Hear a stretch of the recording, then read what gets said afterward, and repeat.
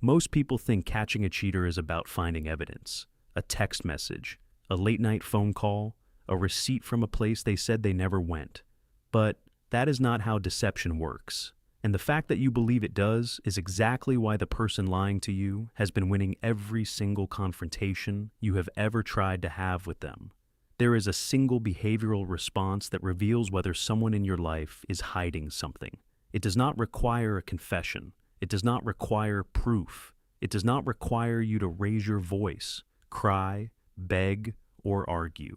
It requires you to do one specific thing and then watch what happens to their face, their body, and their words in the next 4 to 7 seconds. What you are about to learn is based on patterns that show up again and again in people who carry secrets. And the reaction it triggers is almost impossible to control.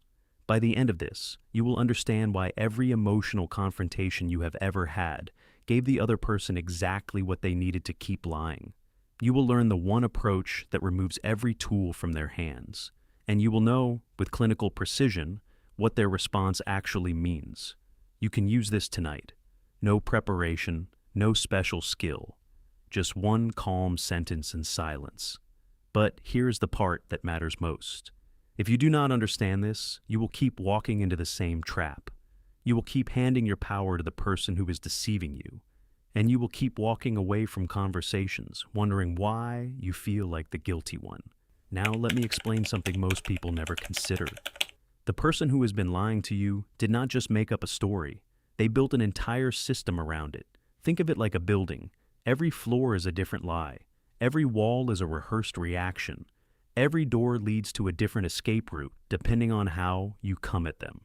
They did not build this overnight. They have been constructing it for weeks, maybe months. Every time you asked a question and they saw your face tighten, they filed that away. Every time you got emotional and they watched which approach calmed you down, they stored that information. They have been studying you the same way you have been studying them. But here is the difference. They have been using what they learned. You have not. This is why your confrontations have not worked. You sit them down. You bring the evidence. You ask the question. And before you have even finished your sentence, they have already picked their response from a menu they built just for you. Anger, tears, shock, the guilt trip, the counterattack. These are not real emotions. These are selections. Preloaded responses designed to match whatever energy you bring to the table. You show up angry, and they match it with outrage. You show up hurt, and they become the comforter. You show up with proof, and they attack the proof. Every move you make has a counter move already waiting. And the worst part is, you walk away from these conversations feeling like the crazy one, like maybe you were wrong, like maybe you pushed too hard. That feeling is not an accident. It was engineered. But here's what nobody tells you. There is one variable that the entire system cannot handle. All one input that has no preloaded counter move, and it is so simple that most people overlook it completely. Silence, not angry silence, not cold silence. Calm, steady, deliberate silence after one specific kind of statement.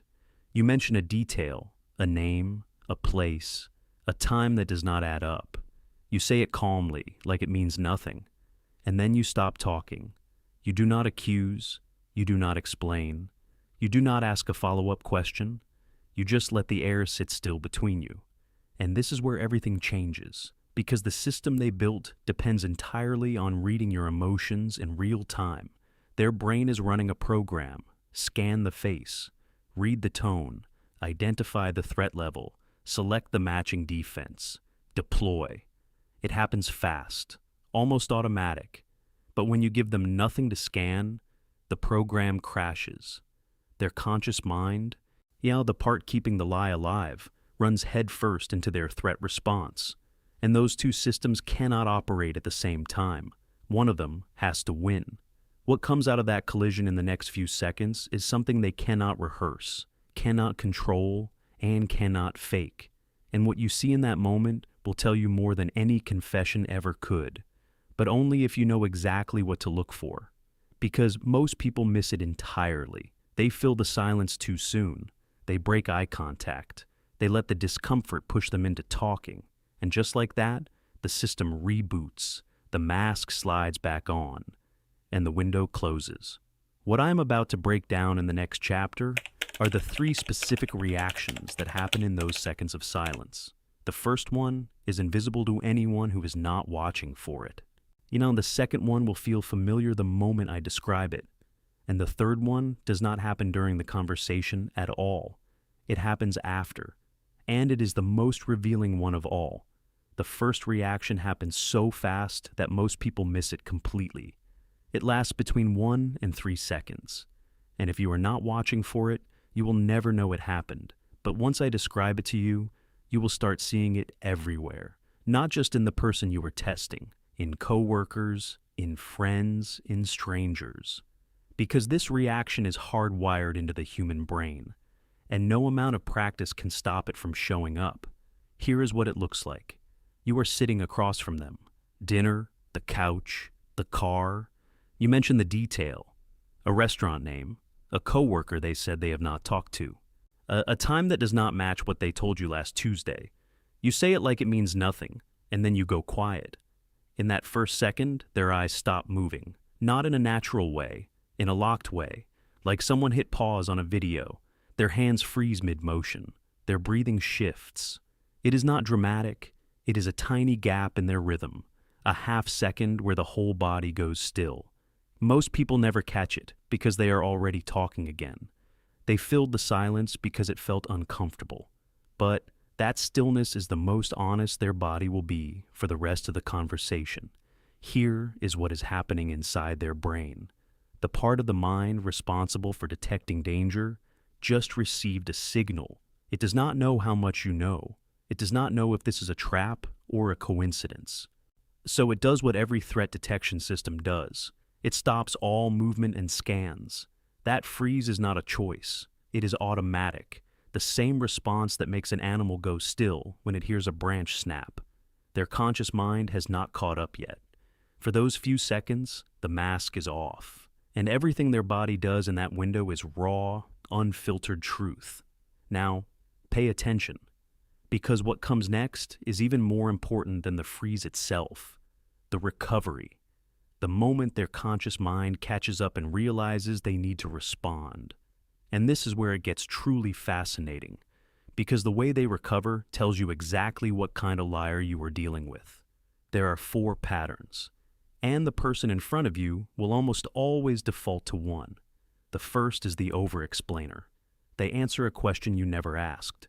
Yeah, they give you names, times, locations, alibis you did not request.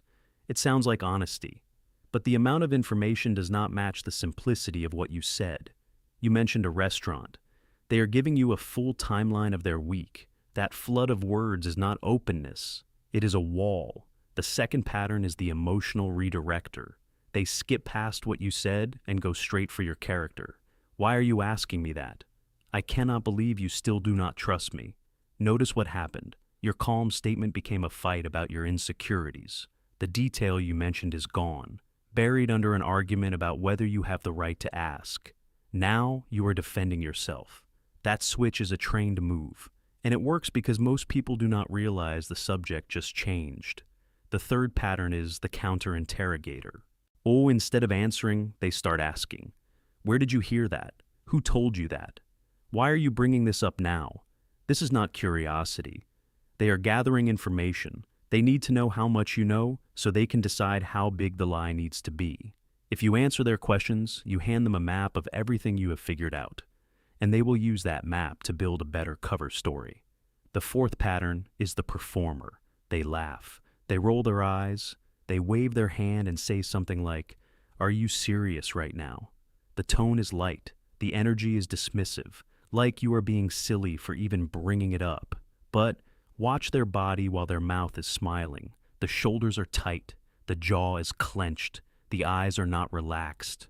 That performance is designed to make you feel foolish. And most people back down because nobody wants to feel like they are making something out of nothing. But a person with nothing to hide does not need to perform calm. They just are calm. All 4 of these patterns share one root. They exist because the freeze happened first. The conscious mind caught up to the threat and is now working overtime to regain control. The specific pattern they choose is the one that has worked on you before. It is muscle memory. And now that you can name it, now that you can see it happening in real time, it will never land the same way again. But stay with me, because there is a fifth reaction that most people miss entirely, and it is the most revealing one. It does not show up during the conversation. It shows up in the next 24 to 48 hours. The conversation ends. Maybe it fizzled out.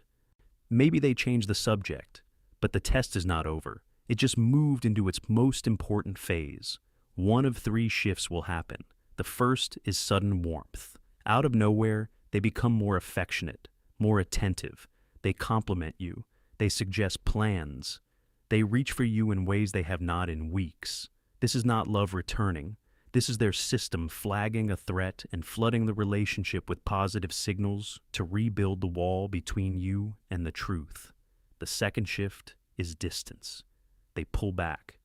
Replies get shorter. Conversations feel hollow. They might start a fight over something small, the dishes, the weekend, something that gives them a reason to create space. That distance is not about the argument. It is about recalculating. They are deciding if the current story can hold or if they need to build a new one from scratch. The third shift is lockdown. Passwords change. The phone moves from the counter to their pocket. Messages get deleted, or they accuse you of checking their things even when you have not gone near them. That accusation is a mirror of their own behavior. They are tightening security because your silence told them one thing. You might know more than they thought. Here is what makes all of this powerful. A person with nothing to hide shows no shift. Their routine stays the same. Their warmth does not suddenly spike or drop. Their phone stays where it always is. Nothing changes because nothing needs to. But a person carrying a secret has to adjust everything based on one question they cannot answer. How much does this person know? And that adjustment is visible every single time. Now. Everything I have walked you through has been about reading them. The freeze, the recovery, the delayed shift. Those tools are powerful. But there is one final truth I need to tell you, and it might be the most important thing in this entire video. It has nothing to do with the person across from you. It has everything to do with someone you have been ignoring for a very long time. You did not find this video because you wanted a trick. You found it because something inside you has been screaming for weeks, maybe months. A feeling in your chest that tightens every time their phone buzzes. A weight in your stomach when their story does not quite line up. A voice in the back of your mind whispering that something is wrong. And every time you tried to listen to that voice, and someone told you to stop, that you were overthinking, that you were being insecure, that you were the problem, so you pushed it down. You apologized for asking. You chose to believe them over yourself. And that right there is the real damage, not the lie, not the betrayal, the fact that you were trained to abandon your own mind. Let me tell you what was actually happening. Your nervous system was doing exactly what it was built to do. It was reading signals that your conscious mind had been taught to ignore. The shift in their tone when they said a certain name. The way they angled their phone when a message came through. The energy that changed the second they walked in the door. You caught all of it. Every time. Your body was collecting information, running it through every past experience you have ever had, and reaching conclusions that were dead accurate. But somewhere along the way, someone taught you that your own perception could not be trusted, that your gut was just anxiety talking, that your instincts were jealousy dressed up as intuition, and you believed it. Because when someone you love tells you that what you are feeling is not real, most people will choose the relationship over their own knowing. That is not a flaw. That is how deeply you loved. But it cost you something. It cost you trust in yourself. That is what this entire video has really been about. Not catching anyone. Not winning an argument. Reconnection. Every tool I broke down for you, the silence, the freeze, the 4 recovery patterns, the delayed shifts, those were never just about reading someone else. They are proof. They're proof that your ability to detect dishonesty is real, that the signals you have been picking up were accurate, that the part of you that kept saying something is not right was never your enemy. It was the most trustworthy part of you, and the only thing it was missing was your permission to be heard. Here is what changes when you finally give it that permission. You stop asking other people to confirm what you already feel. Your questions come from knowing, not from panic. Your silence comes from power, not from fear. And the people around you feel the difference. The ones who relied on your self-doubt to keep their story going suddenly realize the ground has shifted. Not because you yelled, not because you threatened, because you got quiet. And in that stillness, you became someone who believes their own mind. That is the most dangerous thing a person can become to someone who depends on your confusion. And it is the most freeing thing you can become for yourself. So, here is what I want you to do. Do not try everything at once. This week, pick one conversation. Just one. Mention a detail calmly. Then go quiet. Do not do it to test anyone. Do it to practice trusting your own reading of the moment. Watch what happens in their face. Watch what shifts in their words. And most importantly, pay attention to what happens in your own chest. Because the moment you realize your instincts have been right this whole time is the moment you stop giving your power away. That is not a small thing. That is the beginning of everything changing. You are not the person who gets fooled. You never were. As you were the person who already knew and kept going back to check because you wanted to be wrong. You wanted it to not be true. And that says more about your heart than it does about your judgment. But now you have heard the truth. And you have permission to believe it. If this put words to something you have been carrying but could not name, hit that subscribe button and turn on the notification bell. Not as a favor to me, as a promise to yourself. Because every week we go deeper into the patterns that shape your relationships, your confidence, and your life. And the person who stayed through this entire video is someone who is ready for what comes next. Drop a comment below and tell me which of the 4 recovery patterns you recognized. The over-explainer, the emotional redirector, the counter-interrogator, the performer. I read every single one, and I already know you have your answer. Share this with someone who needs it right now. Someone who has been questioning their own mind the way you have been. Because sometimes the most powerful gift you can give another person is proof that they were never crazy. They were right. And they deserve to know it.